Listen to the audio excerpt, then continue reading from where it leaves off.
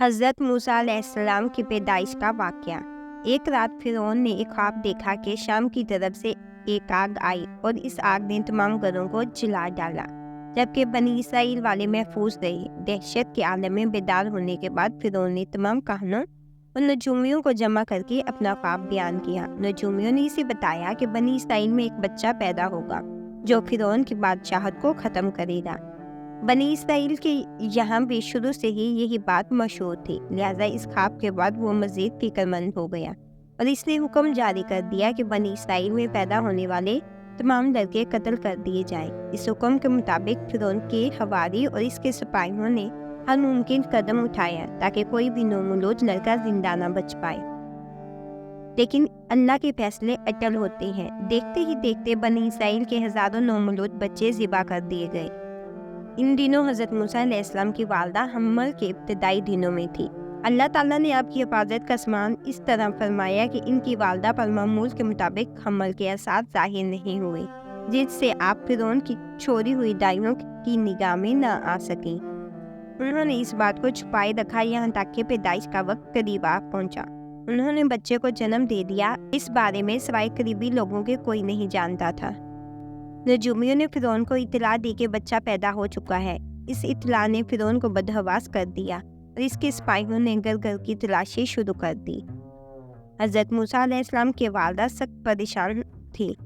3 مہینے تک انہوں نے حضرت موسیٰ کو چھپا کر رکھا، لیکن زیادہ عرصہ تک بچے کو شاہی جاسوسوں کی نظروں سے چھپانا ممکن نہ تھا۔ پھر بھی وہ اپنی پوری کوشش کرتی رہی، یہاں تک کہ ان کے پاس اللہ کا حکم آ گیا۔ یہ حکم اللہ نے ان کے دل میں ڈالا تھا۔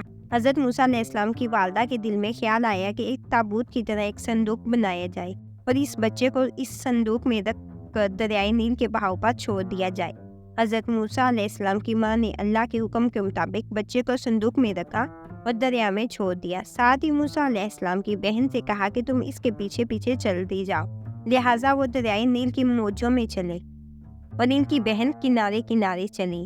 صندوق بہتا ہوا محل کے تالاب میں پہنچ گیا۔ وہاں فرعون کی بیوی اور خادمائیں لطف اندوز ہو رہی تھی کہ صندوق پر ملکہ کی نظر پڑی۔ اس نے کنیزوں کو حکم دیا کہ صندوق کو تالاب سے نکال لاؤ۔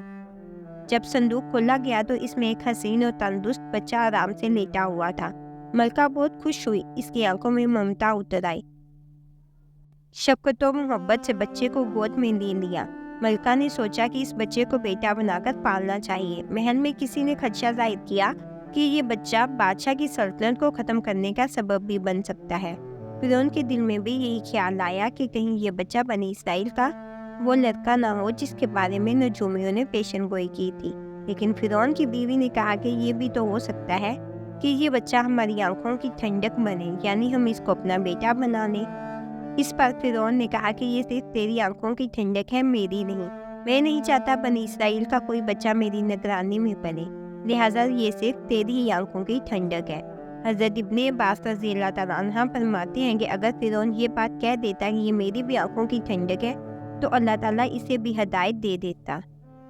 ملکہ نے اس بچے کا نام موسیٰ رکھا، جس کے معنی ہے وہ شخص جو پانی سے نکالا گیا ہو۔ بچے کو جب محل میں لے جایا گیا تو اس نے دودھ کے لیے رونا شروع کر دیا۔ بچے کے پاس دودھ پلانے والیاں لائی گئیں، لیکن بچے نے کسی عورت کا بھی دودھ نہ پیا۔ جو عورت بھی اس کو دودھ پلانے کی کوشش کرتی ناکام ہو جاتی۔ ادھر موسیٰ علیہ السلام کی بہن دور کھڑی یہ سب دیکھ رہی تھی۔ موسیٰ علیہ السلام کی بہن نے فرعون کی بیوی سے کہا کہ میں تمہیں ایسا گھر نہ بتاؤں جو اس بچے کی تمہارے لیے پرورش کرے اور اس بچے کی خیر خواہ ہو، اس لیے کہ وہ ایک غریب گھرانہ سے ہے۔ جب انہیں معلوم ہوگا کہ یہ بچہ فرعون کے گھر سے آیا ہے تو انہیں انعام و اکرام ملنے کی امید رہے گی۔ اس گھر میں نیک سیرت خاتون ہے، وہ اس بچے کو بخوشی دودھ پلانا قبول کرے گی۔ فرعون کی بیوی نے کہا چلو ٹھیک ہے، لہٰذا آپ کی بہن انہیں گھر لے کر آئی۔ محترمہ نے بچے کو دودھ پلایا تو آپ نے فوراً دودھ پینا شروع کر دیا۔ اب چونکہ بچے نے کسی اور کا دودھ پینا قبول نہیں کیا تھا، اس لیے وہ خود بچے کو لے کر آتے تھے۔ اس طرح موسیٰ علیہ السلام کی والدہ کا بے حد احترام ہونے لگا۔ یوں حضرت موسیٰ علیہ السلام شاہی محل میں پرورش پا کر جوان اور توانا ہو گئے۔ لہٰذا اللہ تعالیٰ نے آپ کو نبوت کے منصب پر فائز کیا۔ آپ نے بنی اسرائیل کو فرعون سے آزادی دلائی اور مصر سے نکل گئے۔